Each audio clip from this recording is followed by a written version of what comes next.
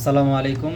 আপনারা হয়তোবা অনেকেই ইতিমধ্যে জেনে গেছেন যে কিং আবদুল আজিজ ইউনিভার্সিটিতে অনার্স এবং পিএইচডির জন্য অ্যাপ্লিকেশন শুরু হয়েছে এবং এই অ্যাপ্লিকেশনটা আহ, গতকালকে শুরু হয়েছে। গতকালকে 1 তারিখ ছিল। গতকালকে থেকে অনার্সের জন্য অ্যাপ্লিকেশন 14 তারিখ পর্যন্ত এবং পিএইচডির জন্য অ্যাপ্লিকেশন চলবে হচ্ছে 31 অক্টোবর পর্যন্ত। যারা এইচএসসি পাশ করছেন, তারপর আলিম দাখিল এগুলো পাশ করছেন, তারা অ্যাপ্লিকেশন করতে পারবেন। এবং যারা অনার্সে আবেদন করবেন স্পেশালি তাদেরকে আমি প্রথমেই বলে রাখি যে আপনারা অবশ্যই আরবি ভাষা শিখে তারপর এখানে আসবেন। আরবি ভাষা শেখা ছাড়া বা আরবি ভাষা জানা ছাড়া আসবেন না। কারণ হচ্ছে আরবি ভাষা না জানলে আপনারা লেকচার ইউনিভার্সিটিতে যে কোনো ফ্যাকাল্টিতেই মূলত বেশিরভাগ, যেহেতু মেজরিটি সৌদিয়ান, আমি এটা আগেও বলছি, সেজন্য ডক্টররা বেশিরভাগ সময় আরবিতে লেকচার দেয়, যেটা আপনার মাথার উপর দিয়ে যাবে, আপনি কিছুই বুঝবেন না। যা আর না বুঝলে তো আপনি লেখাপড়া করে মজা পাবেন না।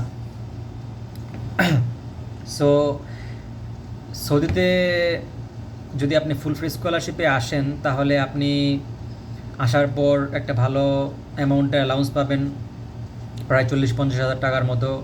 তারপর আপনি বাংলাদেশ থেকে আসার পর বাংলাদেশ থেকে যখন আসবেন তখন তো আপনি নিজে বিমানের খরচ দিয়ে আসবেন, সেটা আপনাকে আসার পর দিয়ে দেওয়া হবে। এবং প্রত্যেক বছর আপনি 3 মাস ছুটি পাবেন এবং ছুটির জন্য আসা যাওয়ার টিকিটটা ইউনিভার্সিটি থেকে আপনাকে প্রোভাইড করা হবে। অনার্সে সায়েন্স এবং কমার্সের জন্য 990 রিয়াল অ্যালাউন্স স্টাইপেন্ড দেওয়া হয় এবং আর্টসের জন্য 840 রিয়াল স্টাইপেন্ড। এবং আপনার ভিসা প্রসেসিংয়ের খরচ, এখানে আসার পর যখন আসবেন ওই খরচটা ফ্রি। আপনি এখানে আসার পর সহজেই উমরা করতে পারবেন, যেহেতু আপনি মক্কার খুব কাছে থাকবেন এবং জিদ্দা মক্কা প্রভিন্সের মধ্যেই। তারপর আমাদের ইউনিভার্সিটির স্টুডেন্টদের জন্য ক্লিনিক ফ্রি, আপনার চিকিৎসা আপনি ফ্রি করাতে পারবেন।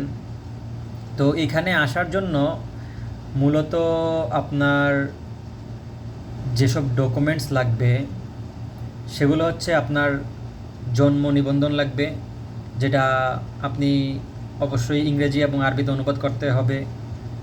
পুলিশ ক্লিয়ারেন্স লাগবে, যেটা আপনাকে অবশ্যই 6 মাসের ভিতরে হতে হবে এবং সেটির আরবি অনুবাদ লাগবে।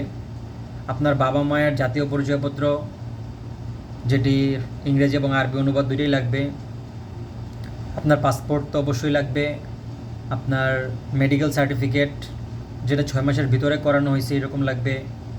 এইচএসসি এবং এসএসসি সার্টিফিকেট আরবিতে অনুবাদ করতে হবে। এবং অবশ্যই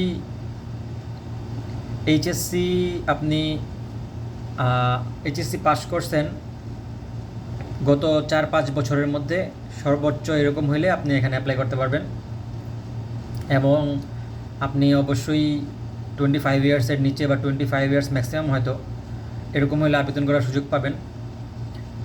তারপর যারা মেয়ে আছে তারা আবেদন করতে পারবেন। আগে আমরা জানতাম যে মেয়েদেরকে আবেদন করতে তাদের বাবা বা ভাই বা স্বামী এখানে থাকতে হইতো, মাহারাম যেটাকে বলে, সেটার প্রয়োজন ছিল। এখন সেটা লাগে না।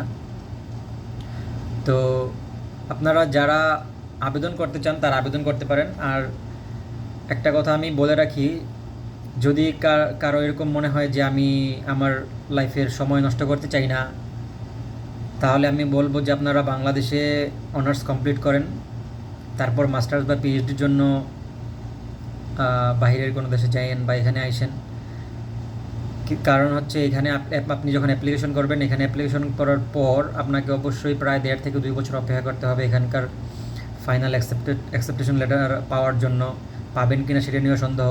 সো এখানে আবেদন করে রাখতে পারেন অনেকে, কিন্তু দেশে ভালো কোনো ইউনিভার্সিটিতে সুযোগ পাওয়ার জন্য অবশ্যই ট্রাই করবেন, যেটা আপনার কাজে দিবে।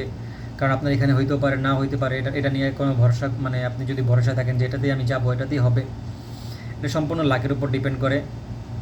অবশ্যই আপনাকে এইচএসসি এবং এসএসসিতে ভালো একটা রেজাল্ট থাকতে হবে, 4.50-এর উপরে বা 5 থাকলে বেটার।